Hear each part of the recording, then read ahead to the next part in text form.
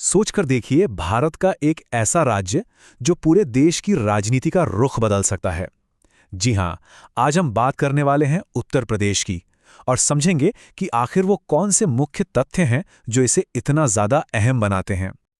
और हां, इस पूरे विश्लेषण के लिए जो भी जानकारी हम इस्तेमाल कर रहे हैं वो सीधे इस स्रोत से ली गई है जो अभी स्क्रीन पर है। तो उत्तर प्रदेश को बेहतर तरीके से समझने के लिए हम इन 5 पॉइंट्स पर गौर करेंगे। पहले एक छोटा सा परिचय, फिर राज्य के प्राकृतिक प्रतीक, उसके बाद शासन का ढांचा, फिर आएंगे उसकी राजनीतिक शक्ति पर और आखिर में नेतृत्व की बात करेंगे। तो चलिए शुरुआत करते हैं बिल्कुल बुनियादी बातों से। आखिर उत्तर प्रदेश की नींव कब और कैसे रखी गई? हर साल 24 जनवरी का दिन उत्तर प्रदेश के लिए खास होता है। ये इसका स्थापना दिवस है। सोचने वाली बात है कि ये सिर्फ एक कैलेंडर की तारीख नहीं है, ये वो दिन है जब इस विशाल राज्य को अपनी आज की पहचान मिली। इसका गठन हुआ 24 जनवरी 1950 को, यानी ठीक उसी साल जब भारत एक गणतंत्र बना।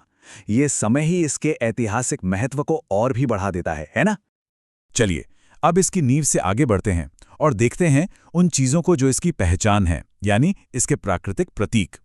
ये राज्य की अनूठी सांस्कृतिक और प्राकृतिक विरासत को दर्शाते हैं।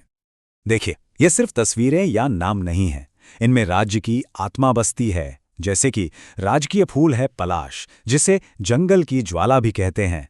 पेड़ है अशोक, जो शांति का प्रतीक है। पक्षी है सारस, जो अपनी वफादारी के लिए मशहूर है। और पशु है बारासिंगा, जो यहाँ की समृद्ध वन्यजीव विविधता को दर्शाता है। भाषा है हिंदी और राजकीय खेल हॉकी, जो कि पूरे देश का गौरव है। अब सवाल ये उठता है कि इतना विशाल, इतना विविधतापूर्ण राज्य आखिर चलता कैसे है? इसका प्रशासन होता कैसे है? चलिए इसकी शासन संरचना को आसान भाषा में समझते हैं। यहाँ एक बहुत ही दिलचस्प चीज है। उत्तर प्रदेश में शक्ति का एक नहीं बल्कि 2 केंद्र हैं। लखनऊ है प्रशासनिक राजधानी, मतलब सारा सरकारी कामकाज यहां से होता है। और प्रयागराज है इसकी न्यायिक राजधानी, जहां राज्य का उच्च न्यायालय न्याय सुनिश्चित करता है। तो इस पूरे प्रशासन को जमीनी स्तर तक पहुंचाने के लिए इस बड़े से राज्य को बांटा गया है पूरे 75 जिलों में। 75 जिले, ये संख्या ही बता देती है कि इसका प्रशासनिक ढांचा कितना विशाल होगा। और बात यहीं खत्म नहीं होती। इन 75 जिलों को भी बेहतर समन्वय के लिए 18 प्रशासनिक प्रभागों यानी मंडलों में समूहबद्ध किया गया है।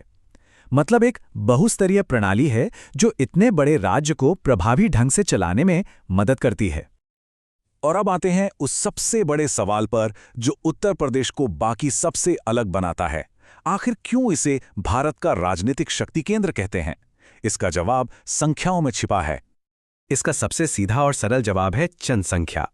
उत्तर प्रदेश भारत का सबसे ज्यादा आबादी वाला राज्य है और लोकतंत्र में जहां संख्याएं ही सब कुछ होती हैं, वहां इसका प्रभाव बेजोड़ है।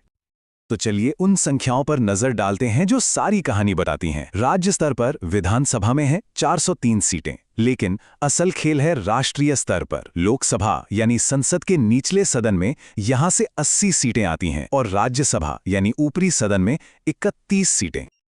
और यही है वो जादुई संख्या जो सब कुछ बदल देती है। 80 लोकसभा सीटें, ये भारत के किसी भी दूसरे राज्य से कहीं ज्यादा है। इसका सीधा सा मतलब यह है कि जो पार्टी यूपी में जीत गई, उसके लिए दिल्ली का रास्ता यानी केंद्र में सरकार बनाने का रास्ता बहुत आसान हो जाता है। तो इतने शक्तिशाली राज्य की कमान आखिर किन लोगों के हाथ में रही है? चलिए अब उन महत्वपूर्ण चेहरों पर नजर डालते हैं जिन्होंने इसके अतीत और वर्तमान को आकार दिया है। इसके नेतृत्व का सफर शुरू हुआ गोविंद बल्लभ पंत जी से, जो इसके पहले मुख्यमंत्री थे। फिर सुचेता कृपलानी जी ने राज्य की पहली महिला मुख्यमंत्री बनकर एक इतिहास रचा। और अगर आज की बात करें तो राज्य की कमान मुख्यमंत्री योगी आदित्यनाथ और राज्यपाल आनंदीबेन पटेल के हाथों में है। जी हां, यही वो 2 शख्सियतें हैं जो इस वक्त राज्य के शासन को चला रही हैं। तो इन सारे तथ्यों को एक साथ जोड़ने के बाद एक बड़ा सवाल सामने आता है। अपनी इतनी बड़ी आबादी और बेजोड़ राजनीतिक प्रभाव के साथ उत्तर प्रदेश आखिर किस हद तक भारत की राजनीतिक नियति को आकार देता है? ये एक ऐसा सवाल है जिसका जवाब कहीं न कहीं पूरे देश के भविष्य को तय करता है।